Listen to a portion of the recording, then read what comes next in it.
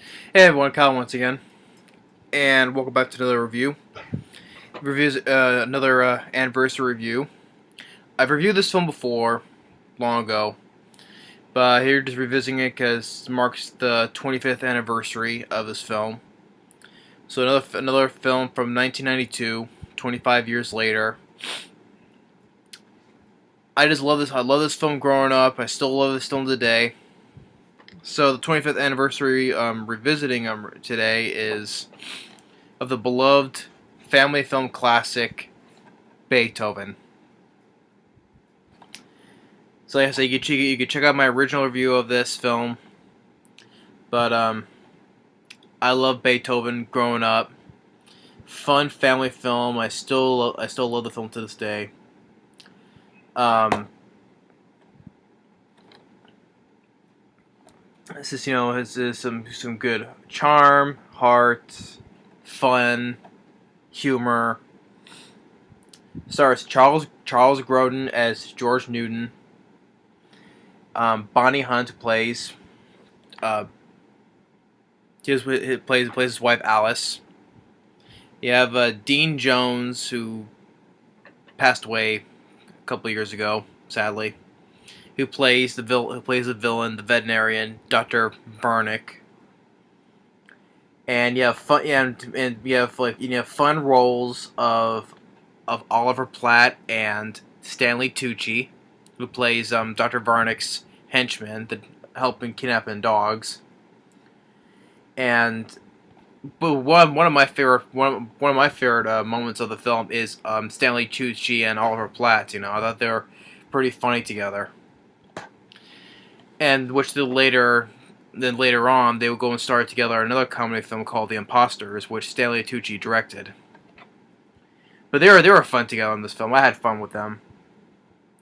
And you also have an early role by David Duchovny before he did the X-Files.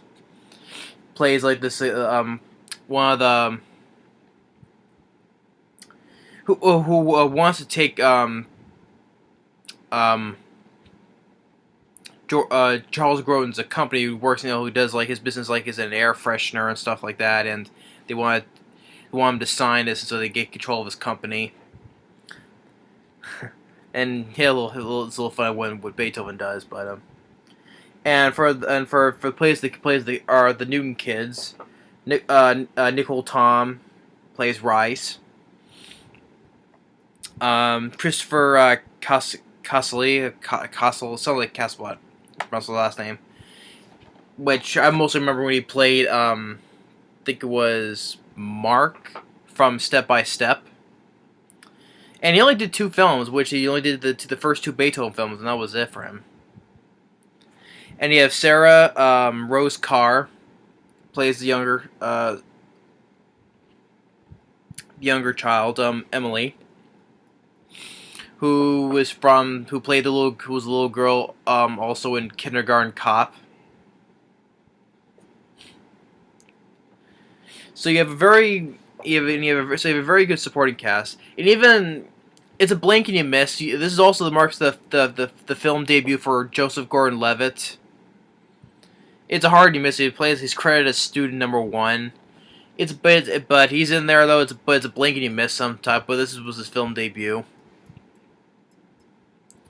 and the film was very successful when it came out.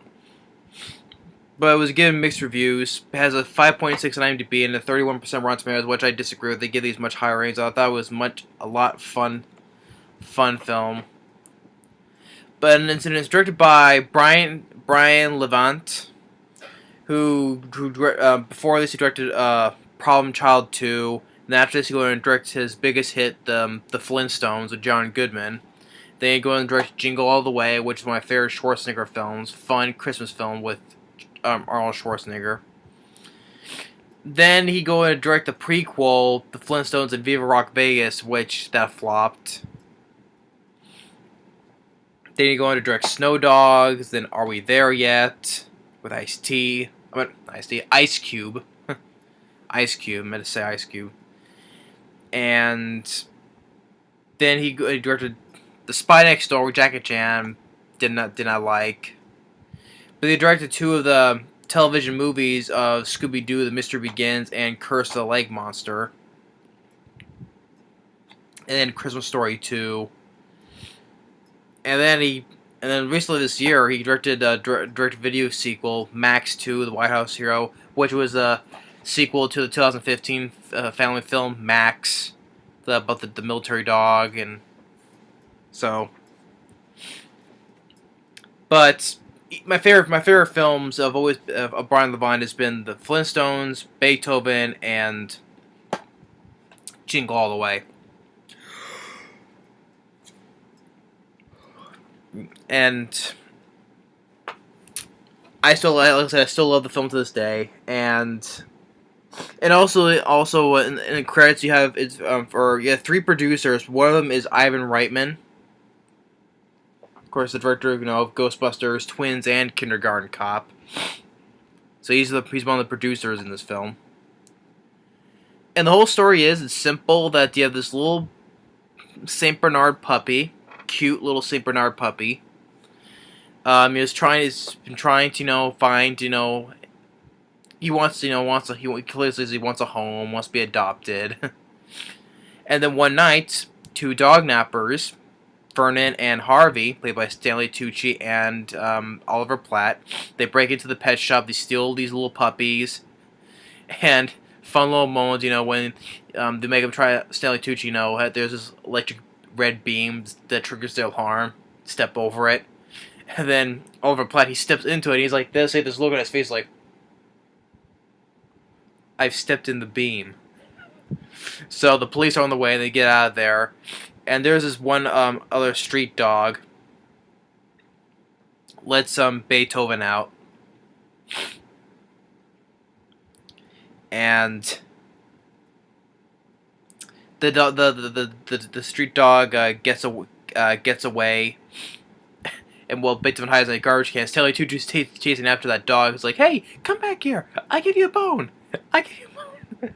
And one thing I remember Stanley Tucci in this film is that he wears those black and white boots. That's one thing. That was one thing about his character. He wore those particular boots. And he was just, I would say, it's one of my favorite. It was one of my favorite fun performances by Stanley Tucci. He uses a lot of fun in the film. I enjoy him as an actor, Stanley Tucci. And then by the next morning, Beethoven finds his way to the Newton family, and everyone thought that George bought it. But when the girl Emily brings him in, and he's like that look on his face when the camera zooms in.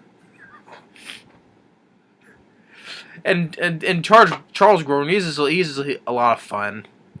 And of course, I know him from the remake, the '70s remake of King Kong. He was also in Midnight Run with Robert De Niro.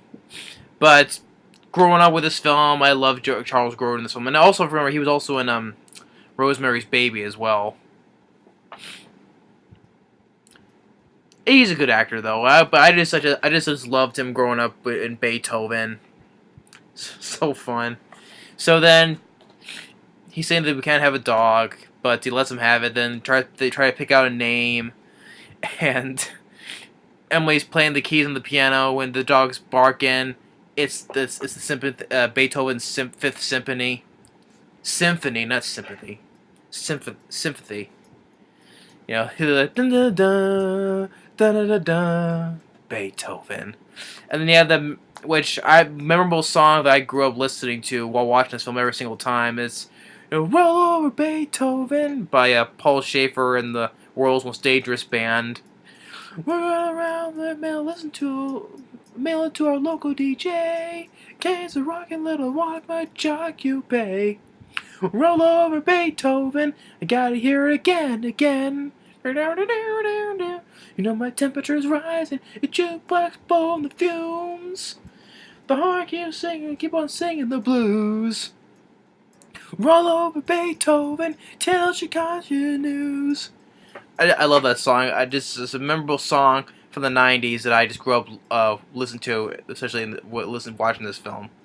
It just shows like time goes on when Beethoven grows up from puppy to full adult, and he's just causing a nightmare for Charles Grodin, and then get to the scene where follows this trail of footprints all the way up. He causes a big mess in his house.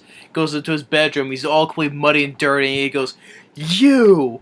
And he's like, "No, no, no, no, no!" And he just goes and shakes. And it's that scene where he's getting covered in wet and slime and.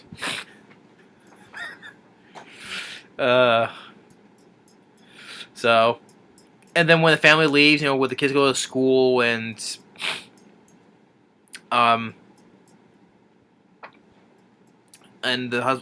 George goes to work, and he has a little fun little scene where Beethoven goes on a walk on the town on his own.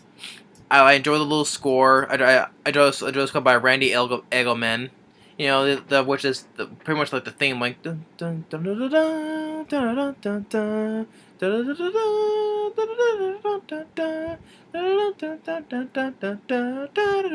dun. Even he gets a donut, and he gives it to his little dog friend that helped him get out. Gives it to him.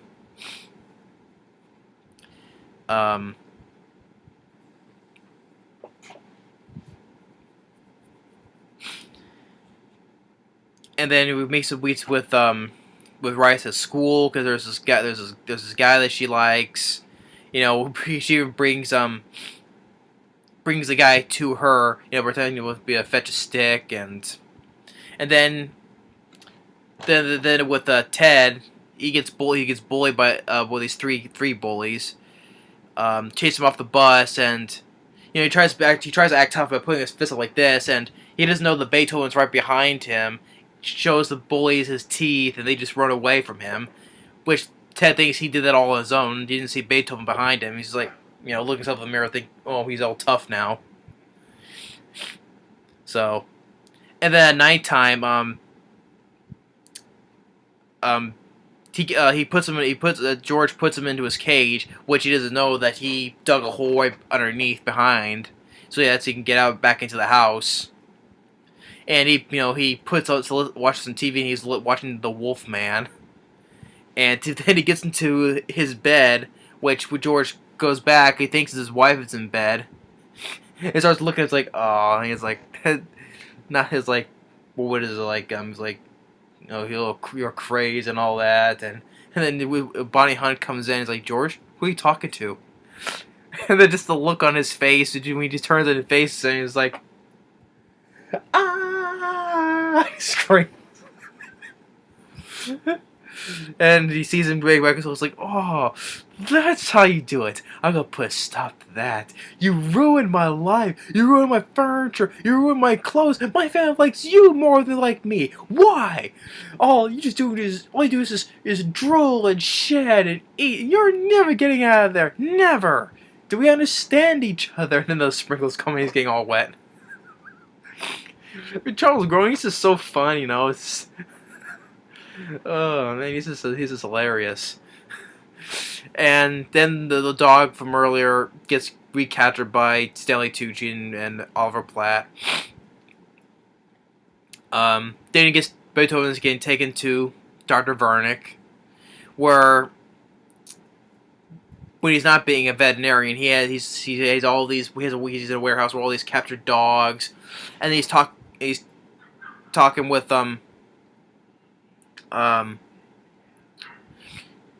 this guy who has made some new ammunition, some ammo, that these little bullets will explode on contact, and he wants to do a test on big dogs like Saint Bernards because they have big skulls. And he's like, larger dogs are hard to come by. But then the guy gives him money. He's like, I'm sure we'll manage. So he sees the perfect opportunity when he sees Beethoven at the vet. And funny where the nurse was going to give him an injection to knock him out. But then he sees the needle. He sees the look on Beethoven's eyes. Like, ooh, and then he just goes and drops as he faints. It's like, ooh. So... And then the one where because George because David Coveney's character and his wife, they're gonna be have his business meeting. Bonnie Hunt was gonna take the kids to this babysitter, which she's a terrible babysitter because she's spending time with playing the piano with Rice and Ted, and I'm not paying attention that Emily's in the backyard. She has a ball, falls in the pool. She tries to get it. She falls in. Not even paying attention. Doesn't even hear her scream, crying for help. But Beethoven listens. He gets out of the cage because he was barricaded then.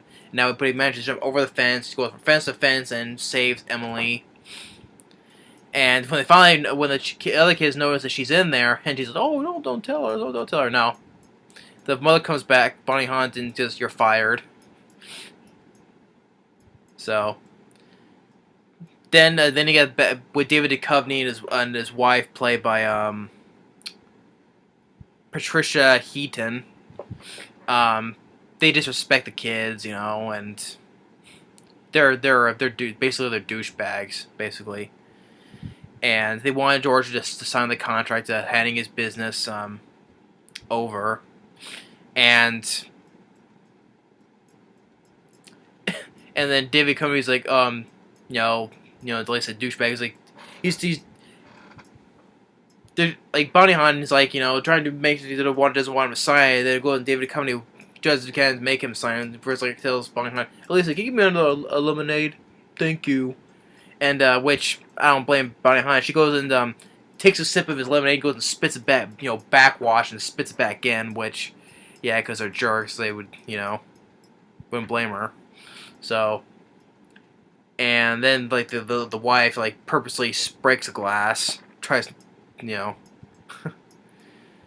they want him to sign it, and Bonnie Hunt doesn't want to. And then Beethoven, he wraps the long leash around the table and their chairs,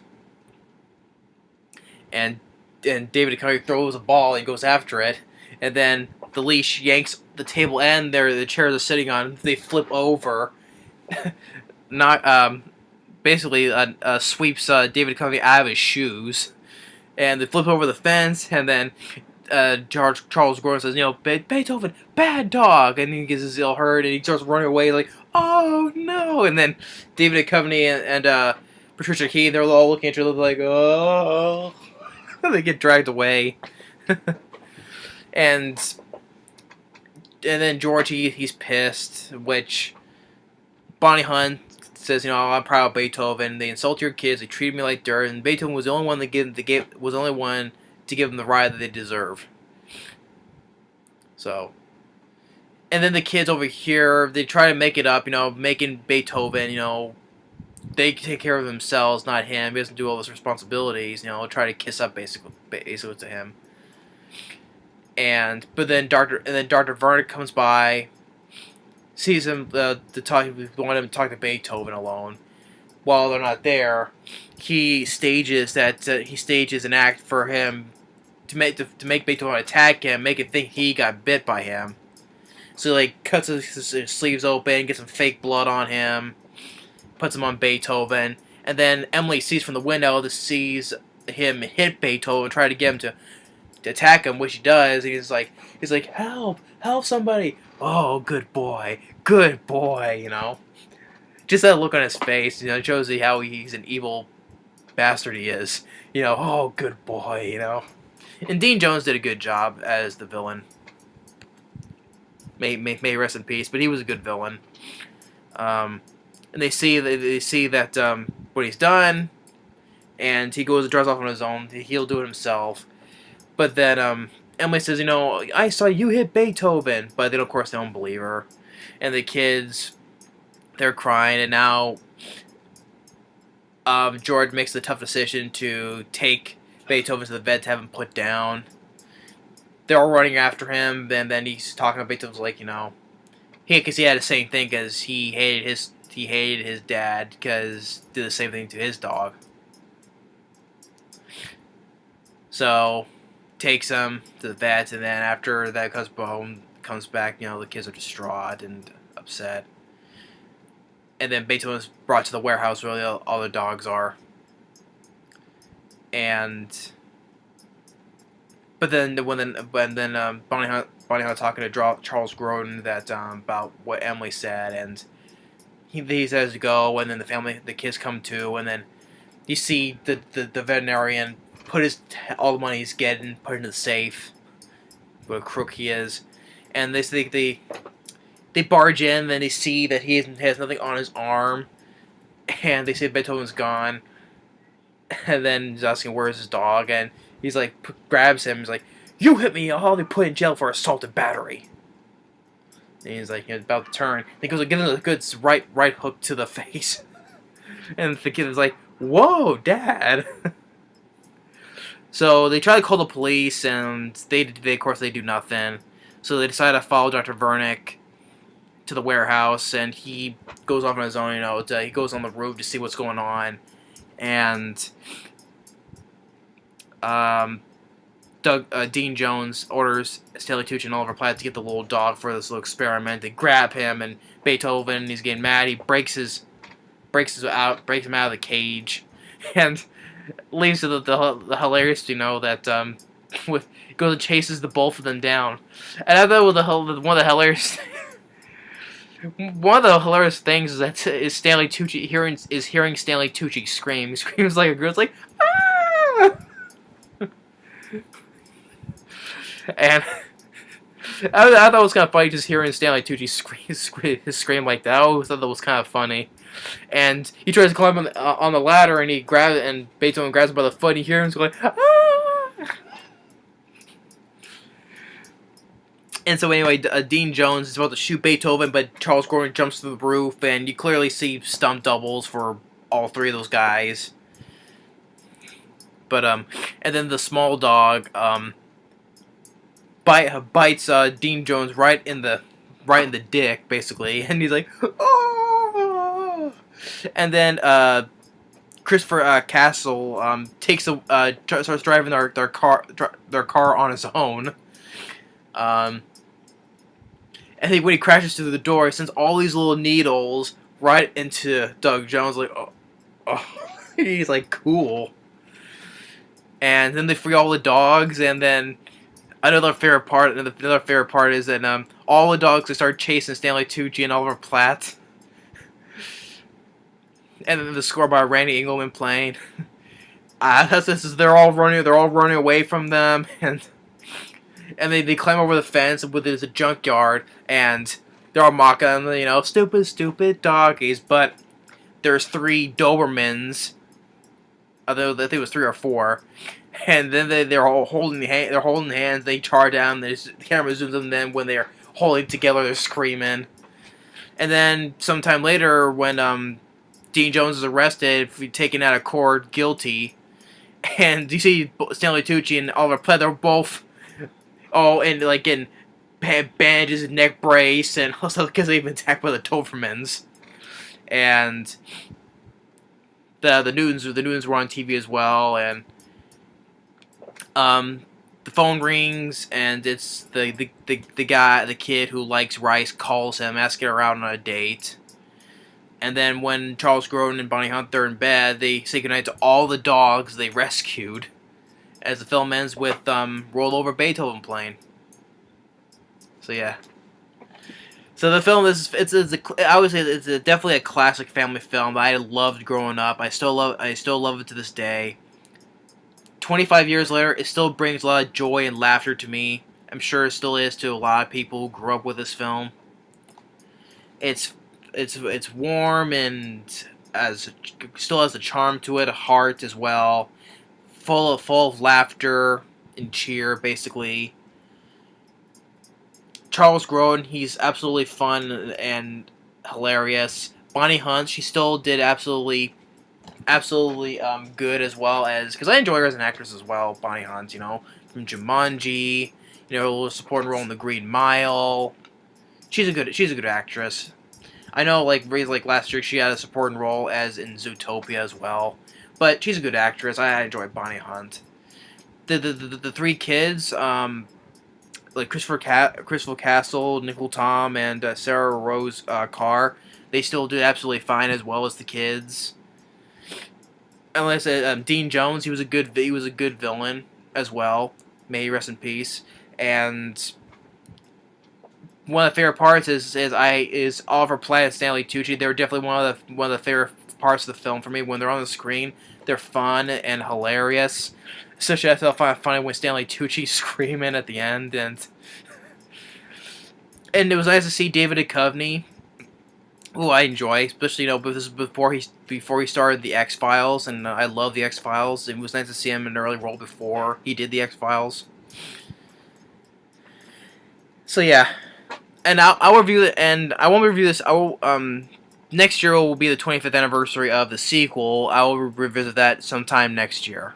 But for now, this one only for the first one because it's 25 years later, 1992. So, but I'll get around revisit the second film sometime next year.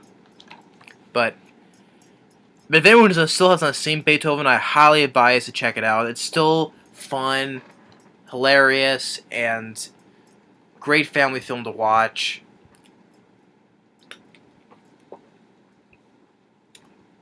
And as a film, I found hardly any problems with it.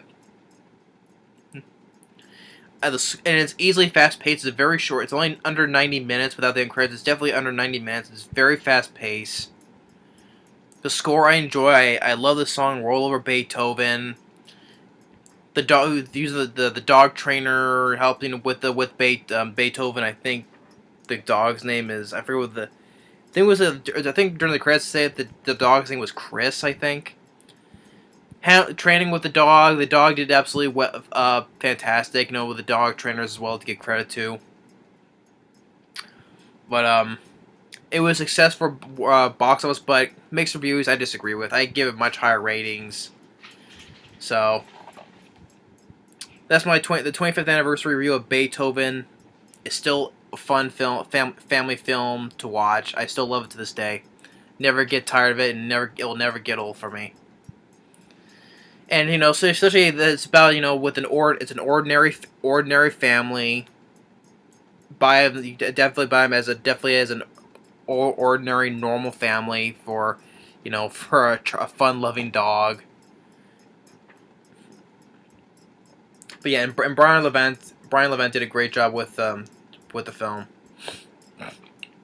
So yeah, so hope you So yeah, and also since then, over the years, it has developed a cult following as well. So, which is nice, because I'll say it deserves it. It's a classic, without a doubt. So yeah, but hope you enjoy the 25th anniversary of me revisiting this film of Beethoven. 25 years later, it's still a classic. Thanks for watching, and stay tuned on the next movie review. Later.